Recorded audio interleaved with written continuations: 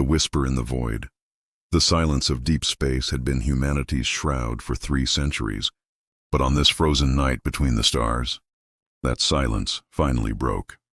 Captain Darius Kane stood before the vast viewing port of the Erebus, his weathered hands clasped behind his back as he watched the distant glow of alien worlds. His dark hair showed streaks of premature silver, earned through years of waiting, planning, and hoping for this moment. The ship hummed quietly around him, its advanced systems operating with the precision that had kept humanity hidden for so long. Signals holding steady. "Captain," came the soft voice of Communications Officer Nix Solace from behind him. Her voice always carried that melodic quality that made even the most mundane reports sound like poetry. Darius turned to watch her work, admiring the way her auburn hair caught the blue glow of the control panels, the graceful movement of her fingers across the instruments. "Any response from the outer colonies?" he asked, though he already knew the answer from the slight tension in her shoulders. "All stations responding, sir. The beacon network is fully operational." Nix looked up at him, and for a moment, their eyes met across the bridge. 3 years they had served together, 3 years of stolen glances and unspoken words. In the silence of their exile, they had found something precious between them, something worth fighting for. Darius moved closer to her station, close enough to smell the faint scent of her perfume. "Nix," he said quietly, his voice barely audible above the bridge's ambient sounds. "When this is over." She smiled, that radiant expression that had sustained him through the darkest moments of their hidden existence. "I know, Darius. I know." Their moment was interrupted by the sharp chime of an incoming transmission. The main screen flickered to life, revealing the stern face of Admiral Thane Cross aboard the flagship Phoenix Rising. "All fleet commanders, prepare for Phase 1. Cross's gravelly voice filled the bridge. 300 years of silence ends today. Make them remember why they feared us." Across the galaxy, in the crystalline towers of the Dominion Empire, Intelligence Officer Zephron Vex felt his scaled skin prickle with unease. The readings on his bioluminescent display made no sense. The signal that had appeared 12 hours ago defied all known communication protocols. "Run the analysis again," he commanded his subordinates, his yellow eyes reflecting the data streams. The Dominion had ruled this sector for 2 centuries, had crushed a dozen lesser species, had built their empire on the bones of the weak. But this signal, this impossible echo from the void, spoke of something they had tried to forget. The computers processed the data once more, and the result remained unchanged. The signal's origin point matched coordinates from the old archives, places that should have been empty graveyards of a species long extinct. "Sir," whispered his aide, a tremor in her voice, "the encryption signature." "It matches the old human frequencies." Zephron felt his blood turn cold. Humans. The word was spoken only in hushed tones, in cautionary tales told to keep younger generations in line. They were myths, legends, ghosts from a time when the galaxy had nearly burned. "Impossible," he breathed, but even as he said it, he knew it was true. On the bridge of the Erebus, Darius watched as more ships emerged from the darkness, their sleek forms materializing like shadows given substance. The human fleet assembled in perfect formation, each vessel a masterpiece of engineering that had been refined during their long exile. "Fleet reports ready." "Captain," Nix announced, her professional composure intact despite the magnitude of the moment. Darius nodded, then activated the fleet-wide communication system. His voice, when he spoke, carried the weight of 3 centuries of patience, of loss, of determination. "Today, we reclaim our birthright. Today, the galaxy remembers humanity." The stars seemed to pulse with anticipation as the first phase began. Ghosts made flesh. The patrol fleet of the Hegemony Alliance had been cruising the Andrax Nebula's edge for months without incident. Commander Jackson Reed, barely 25 and still eager to prove himself, monitored the sensor arrays with practiced efficiency. His fellow crew members often teased him about his intensity, but Jackson believed that vigilance was the foundation of military excellence. "Contact bearing 27 Mark IV, announced the sensor operator, her voice tight with confusion. "Configuration unknown." Jackson's pulse quickened as he studied the readings. The signature was unlike anything in their databases, sleek, powerful, and moving with purpose through the void. "Magnify and enhance," he ordered. The view screen revealed a vessel that defied classification. Its hull seemed to absorb light rather than reflect it, and its engines burned with an ethereal blue fire that made the nebula's gases dance. Jackson felt an inexplicable chill run down his spine. "All stations battle alert," he commanded, though something told him their weapons would be inadequate. Aboard the approaching human vessel Redemption, Admiral Thane Cross observed the alien patrol with cold calculation. At 70, he had seen humanity's greatest triumph and darkest defeat. His scarred face told stories of battles fought in the void, of worlds lost and friends buried among the stars. "They're powering weapons," reported his tactical officer. "Shall we respond?" "Hold position," Cross replied. "Let them remember what fear feels like." Standing beside him, Kira Voss felt her heart racing.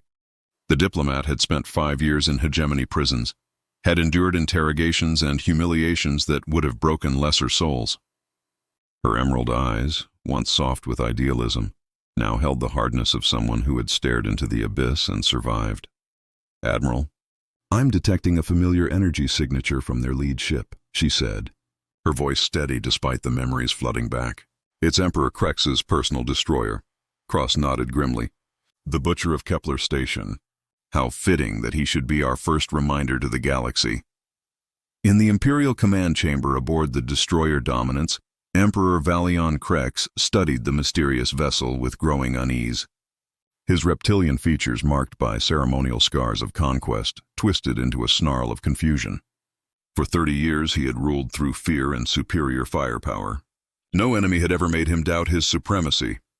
"Open communication channels," he commanded, his voice echoing through the bridge. "Identify yourself immediately or face annihilation." The response came not in words, but in action. The human ship moved with impossible grace, sliding between his fleet's formation like a shadow. In seconds, every weapon system aboard every hegemony vessel went dark. Life support remained, artificial gravity held steady, but their capacity for violence had been surgically removed. On the bridge of the patrol ship, Jackson stared at his darkened console in wonder rather than fear. The precision required for such an operation was beyond imagination. These weren't pirates or rebels. This was something far more sophisticated. "Sir," called his communications officer, "we're receiving a transmission." Audio only. The voice that emerged from their speakers was calm, measured, and utterly human. "This is Admiral Cross of the Human Reclamation Fleet. Your ships have been disabled but not destroyed. Consider this a demonstration of our capabilities and our restraint." Jackson's breath caught in his throat. Humans. The legends were true. Emperor Krex's golden eyes widened with recognition and terror. He had been a young soldier during the last human war, had witnessed the fall of the Centauri Empire, had seen entire fleets reduced to cosmic dust. The nightmares still haunted his sleep. "Impossible," he whispered. But even as denial left his lips, he knew the truth. Kira Voss stepped forward on the human bridge, her voice carrying across the communication channel with quiet authority. "Emperor Krex, you remember me, don't you? Diplomatic envoy Kira Voss, whom you held for 5 years in your pleasure dungeons." The Emperor's breathing grew labored. He remembered her defiance, her refusal to break even under the most creative tortures his interrogators could devise. "I survived your hospitality," Kira continued, her words sharp as plasma cutters. "I endured because I knew this day would come, because humanity never abandons its own." On the patrol ship, Jackson made a decision that would change his life forever. He opened a private channel to the human vessel. "This is Commander Reed. I want to know the truth about what happened to humanity, about why you disappeared." Admiral Cross's weathered face appeared on Jackson's screen, and the young officer saw something he hadn't expected, compassion mixed with infinite weariness. "We didn't disappear, son," Cross said quietly. "We retreated. We learned. We grew stronger. And now we've come home." Behind Cross, Jackson glimpsed movement, men and women working with quiet efficiency, their faces bearing the marks of people who had endured unimaginable hardships yet retained their humanity. Among them, he saw a young woman about his own age, her dark hair framing intelligent brown eyes. When she glanced toward the screen, their eyes met for just a moment. Something stirred in Jackson's chest, a feeling he couldn't name but desperately wanted to explore. The human fleet began to move. their engines painting the nebula with blue fire. As they departed, Admiral Cross's final words echoed across every communication channel in the sector. Tell your empires that humanity has returned. Tell them that the age of your dominion is ending. Tell them that we remember everything.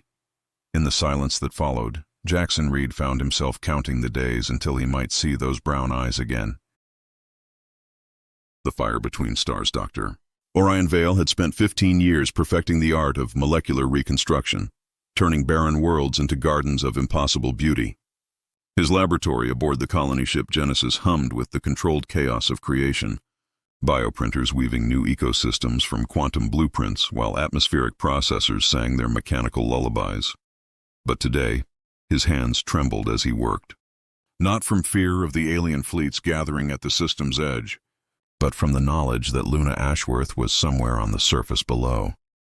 Orbital bombardment detected, announced his assistant, though Orion barely heard the words.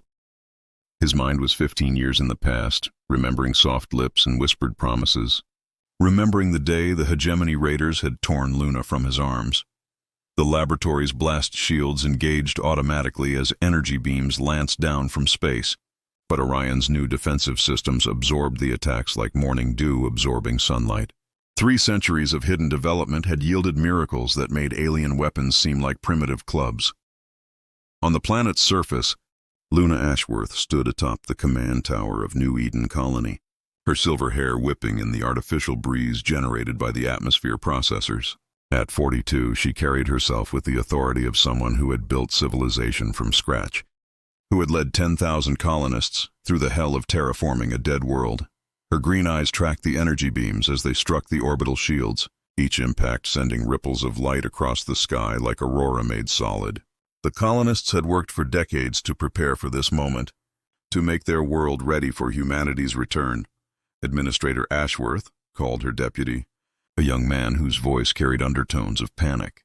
The orbital stations report multiple human vessels approaching. Should we prepare for evacuation? Luna smiled, and for a moment, the years fell away. She was 27 again, laughing in Orion's arms as he explained his theories about quantum biology. No evacuation. Today, we celebrate. Above them, the sleek form of the Genesis descended through the atmosphere, its hull gleaming like a silver tear against the blue sky. Luna's heart hammered against her ribs as she recognized the ship's configuration, the unique energy signature of Orion's research vessel. General Kiros Doom watched the human ships with growing desperation from the bridge of his dreadnought Annihilator. For 20 years he had conquered worlds for the hegemony, had ground entire civilizations to dust beneath his boots. His forearms moved with practiced efficiency across tactical displays, calculating firing solutions that he knew would prove useless. "Sir, all weapons platforms are reporting systematic failures," his weapons officer announced, her voice thick with disbelief. "The humans aren't even returning fire. They're just negating our attacks." Doom's mandibles clicked in frustration. The stories his grandfather had told him were proving true. Humans didn't fight wars, they ended them. In the shadows of the Annihilator's intelligence section, Zara Black moved like liquid darkness through ventilation shafts and maintenance corridors. The human operative had been planted aboard the alien vessel months ago, her genetic modifications allowing her to mimic the biochemical signatures of a dozen different species. Her mission was simple: ensure that humanity's return proceeded without unnecessary bloodshed. Sometimes that meant sabotaging weapon systems. Sometimes it meant eliminating threats before they could materialize. Today, it meant delivering a message that would save thousands of lives. Zara materialized in General Doom's private chambers like a ghost taking flesh. The alien commander's yellow eyes widened in shock as she stepped from the shadows, her dark hair framing features that were beautiful enough to disarm and dangerous enough to kill. "General," she said, her voice carrying the authority of absolute confidence, "I bring greetings from humanity. You have 10 minutes to withdraw your forces before they are permanently disabled." Doom reached for his sidearm, but Zara's hand was already there, gently but firmly preventing the motion. Her touch was warm, almost comforting, but he could feel the inhuman strength in her fingers. "Who are you?" he demanded, though part of him already knew. "Someone who remembers when your species showed mercy to human refugees," Zara replied, her expression softening slightly. Your great-grandfather commanded the hospital ships during the Vega evacuation. He saved 3,000 human children from the plasma storms. Doom's breath caught. Those records were classified, buried in military archives. No outsider should know those details. We remember our debts, Zara continued, just as we remember our grievances. Choose wisely, General. Your ancestor chose compassion. What will your legacy be? On the surface of New Eden, the Genesis settled onto the landing pad with mechanical precision. Luna's hands shook as she watched the airlock cycle open. As a familiar figure emerged from the ship's depths, Orion Vale looked older, his brown hair now streaked with silver, his face marked by years of determination and loss. But his eyes, those warm hazel eyes that had haunted her dreams, remained unchanged. When he saw her standing there, when recognition dawned on his features, 15 years of separation collapsed into nothing. They ran toward each other across the landing pad, ignoring protocol and dignity and the thousands of colonists watching from observation decks. When they collided, when his arms wrapped around her waist and lifted her from the ground, Luna felt complete for the first time since the day the raiders had taken her. I never stopped looking, Orion whispered against her hair, his voice breaking with emotion. Every world, every system. I never stopped hoping. I knew you'd come back, Luna replied, her tears mixing with laughter. I built this place for you, for us. A garden in the void, just like you always dreamed. Their kiss tasted of tears and stardust, of 15 years of longing finally satisfied. Around them the colonists cheered, their voices rising toward the sky, where human ships wrote promises of freedom against the stars. In space above, General Doom made his choice. The Annihilator and her escort fleet withdrew to the system's edge, their weapons powered down in a gesture of reluctant surrender. Zara Black watched them go from the observation deck, her mission complete. Tomorrow would bring new challenges, new worlds to liberate, new enemies to face. But today, love had triumphed over war, and that was victory enough. As the twin suns set over New Eden, painting the sky in shades of gold and crimson, Orion and Luna stood together in the garden he had dreamed and she had built, their hands intertwined as humanity's fleet wrote new constellations across the evening sky. When empires kneel, the neutral zone of the Tethys cluster had never hosted a gathering of such magnitude. 17 different empires had sent their finest diplomatic vessels, their most eloquent speakers, their most intimidating warships. The alien armada stretched across 3 star systems, a display of unity born from desperation rather than trust. Commander Rex Storm stood in the observation lounge of the human flagship Eternal Dawn, watching the alien fleet with the calm assessment of a predator studying prey. At 38, he had never known peace, had been born during humanity's exodus, raised in hidden colonies, trained for the day when his people would reclaim their birthright. Beside him, his wife Ember Dawn worked at a portable terraforming console, her nimble fingers dancing across holographic displays that showed the transformation of a nearby dead world. Even now, in the heart of diplomatic tension, she couldn't resist the urge to create life from barrenness. The atmospheric processors are ahead of schedule, she murmured, her voice carrying the soft accent of the Kepler colonies. Another 6 months and we'll have breathable air, Rex smiled, remembering their wedding 3 years ago aboard a colony ship, how she had insisted on incorporating living vines into her bridal crown, how her laughter had echoed through the hydroponics bays. Ember had a gift for finding beauty in the darkest places, for nurturing hope in the most desperate circumstances. Let them see what we can build, he said, his arm sliding around her waist. Let them understand that we're not here to destroy, but to create. Their moment of intimacy was interrupted by the arrival of Phoenix Wright, humanity's chief negotiator. The tall, lean man moved with the fluid grace of someone equally comfortable in boardrooms and battlefields, his silver hair and piercing blue eyes lending him an air of distinguished authority. The alien delegation is ready, Phoenix announced, his voice carrying undertones of anticipation. 17 empires, 400 diplomats, and enough firepower to sterilize a dozen systems. And how many humans? Rex asked, though he already knew the answer. Just us, Phoenix replied with a razor-sharp smile. Sometimes the best negotiations are the most uneven ones. Aboard the Hegemony command ship, Counselor Nexus Prime reviewed the intelligence reports with growing unease. His species had evolved on a world of eternal twilight, and his large, luminescent eyes were perfectly adapted to reading micro-expressions and detecting deception. But the humans remained an enigma that defied his analytical abilities. "The terraforming vessel is modifying the dead world's atmosphere," reported his aide, a nervous creature whose tentacles writhed with anxiety. "Molecular-level reconstruction at a speed that should be impossible." Nexus studied the readings, his bioluminescent skin shifting through colors that indicated deep concern. If the humans could transform dead worlds with such efficiency, what else might they be capable of? The meeting took place aboard a massive diplomatic station, a construct of neutral design that had hosted peace treaties and trade agreements for 2 centuries. But today, as Phoenix Wright walked through its corridors flanked by an honor guard of human soldiers, the station felt more like a tribunal than a negotiation chamber. The main hall was a masterpiece of architectural intimidation, soaring ceilings that disappeared into shadow, walls lined with the banners of 17 empires, and a central dais where the most powerful beings in the galaxy had gathered to confront humanity's return. Phoenix entered alone, his footsteps echoing in the vast space. Around him, hundreds of alien delegates watched with expressions ranging from curiosity to naked fear. He had faced down corporate boards worth trillions, had negotiated mining rights with species that communicated through bioluminescent displays, had once convinced a hive mind to spare an entire star system through pure logical argument. But this was different. This was about survival, not just for humanity, but for the galaxy itself. "Honored delegates," Phoenix began, his voice carrying easily through the chamber despite its size. "I come before you not as a supplicant, but as an equal. Humanity seeks no dominion over other species, no empire built on conquest or subjugation."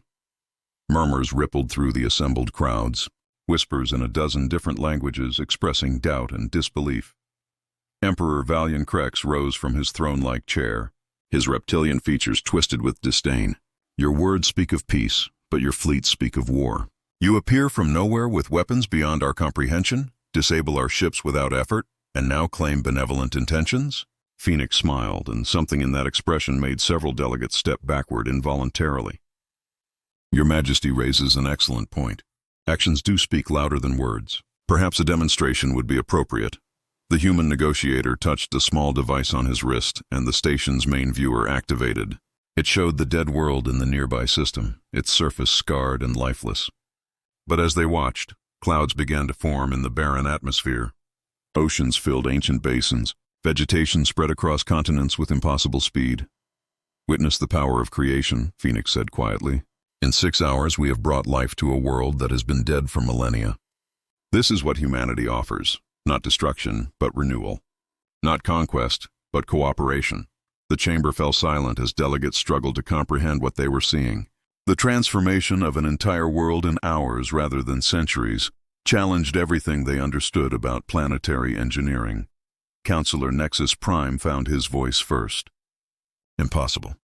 The energy requirements alone would exceed the output of most stellar systems." "Nothing is impossible," Phoenix replied, "merely difficult.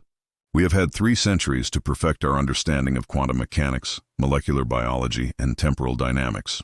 We offer to share this knowledge freely with any species willing to coexist peacefully."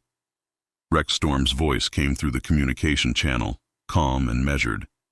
"However, any empire that chooses the path of aggression will discover that our creative abilities are matched only by our capacity for defense." To emphasize the point, the display shifted to show the human fleet in orbit, without apparent effort. One of their vessels reached out with some form of energy beam and gently moved a small asteroid into a perfect orbit around the transformed world, a new moon born from cosmic debris. The demonstration was clear.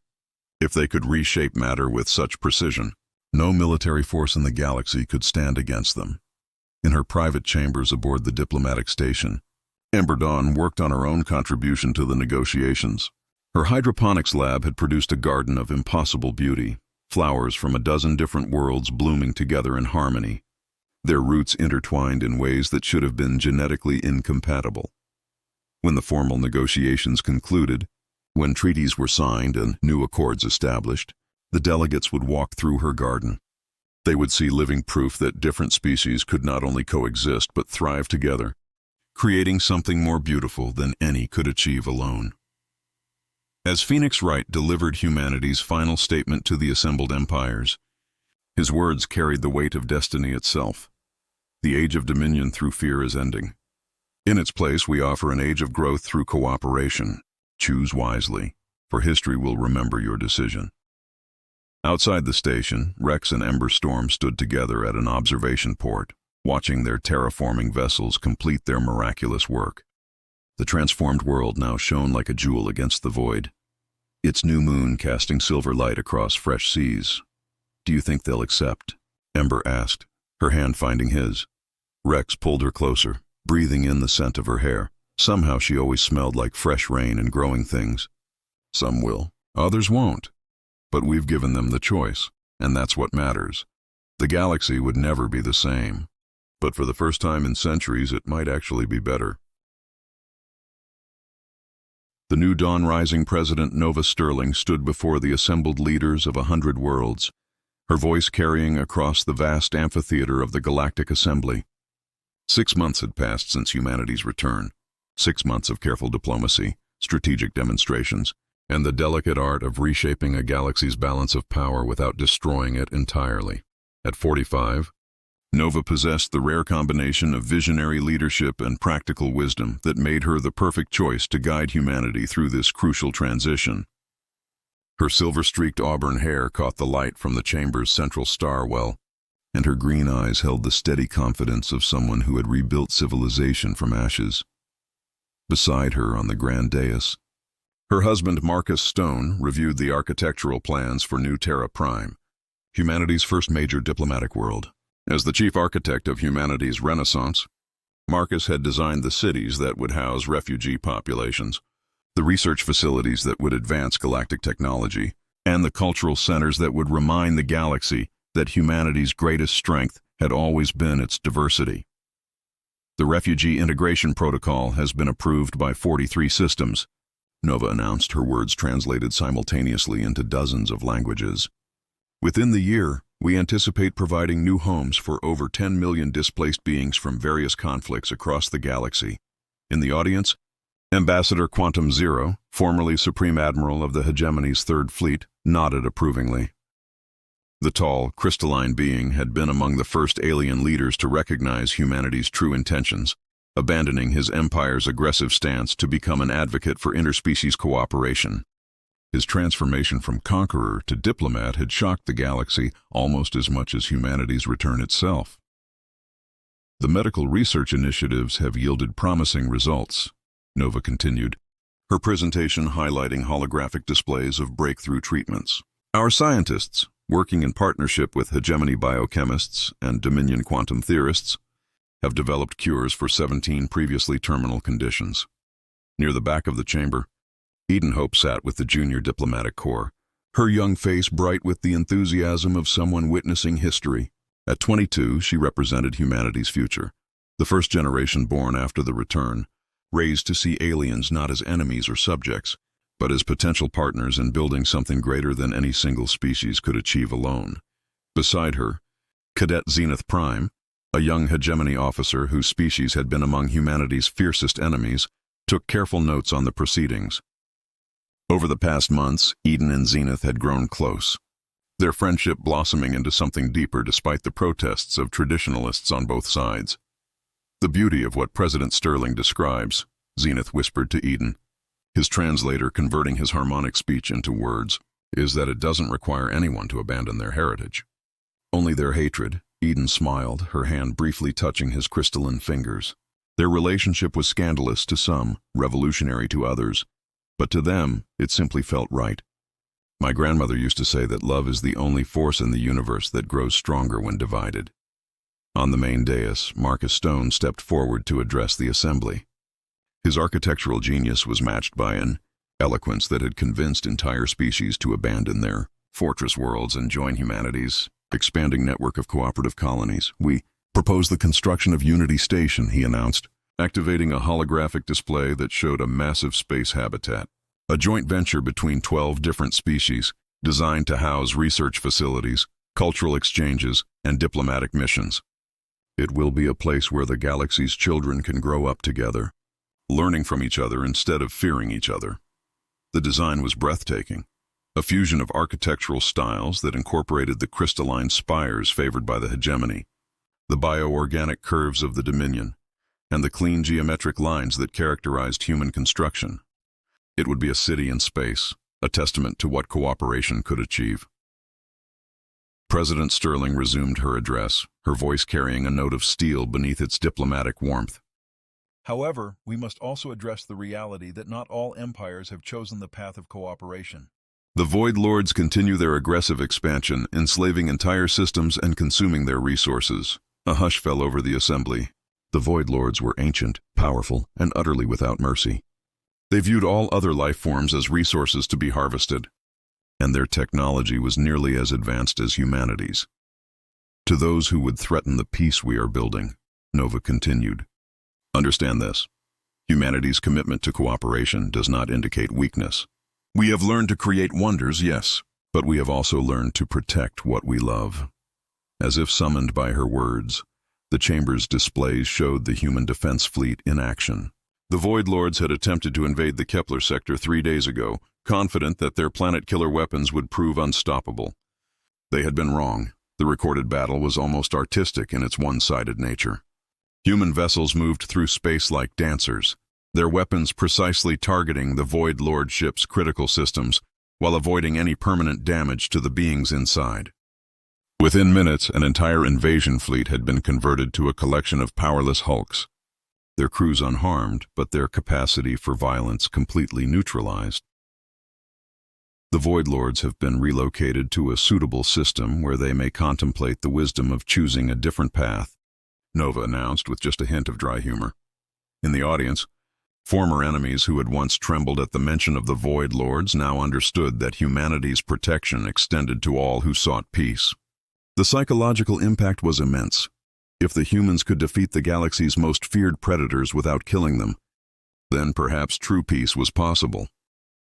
As the formal session concluded, Eden Hope found herself walking through Marcus Stone's latest creation, the Garden of Worlds, a vast botanical preserve that housed plant life from every known species. Here, in the gentle artificial sunlight, she and Zenith could speak freely without the weight of diplomatic protocol. "Do you think it will last?" Zenith asked, his crystalline form refracting the light into rainbow patterns. "This peace your people have built?" Eden considered the question, watching a group of children from 7 different species playing together near a fountain that combined water features from their various homeworlds. "I think," she said finally, "that depends on us, on whether we choose to build bridges or walls." Zenith's bioluminescent markings pulsed in patterns that indicated deep emotion. In his species' culture, it was a declaration equivalent to a marriage proposal. "Then I choose bridges," he said softly.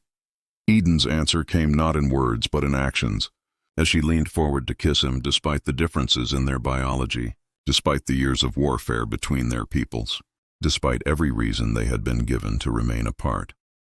In the executive chambers high above the assembly hall, Nova Sterling stood with her husband on their private balcony, watching the mixed fleets of the allied species patrol the system in coordinated formations. Ships that had once fought each other now flew together, their crews learning to trust and rely on former enemies. "The integration protocols are ahead of schedule," Marcus reported, reviewing the latest statistics on his tablet. "Refugee resettlement is at 93% success rate. Joint research projects have exceeded all projections, and the Unity Station construction is 6 months ahead of timeline." Nova smiled, leaning against his shoulder as she had for the past 15 years of their marriage. They had met during the darkest days of humanity's exile, when hope seemed as distant as the stars themselves. Now they were rebuilding not just human civilization, but galactic civilization itself. "Sometimes I can hardly believe we made it," she murmured. 300 years ago, we were refugees fleeing for our lives. Now we're showing the galaxy how to build a better future." Marcus wrapped his arms around her, breathing in the familiar scent of her hair. "We didn't just survive," he said quietly. "We learned, we grew, we became something more than what we were." Above them, the stars shone with the light of 1,000 worlds where former enemies now worked together, where children of different species played in integrated schools, where the future was being built one act of cooperation at a time. The galaxy had indeed trembled when humanity returned. But now it danced to a gentler rhythm, the music of hope made manifest across the infinite darkness of space. Humanity had not conquered the stars. They had taught the stars to sing, the Endabso,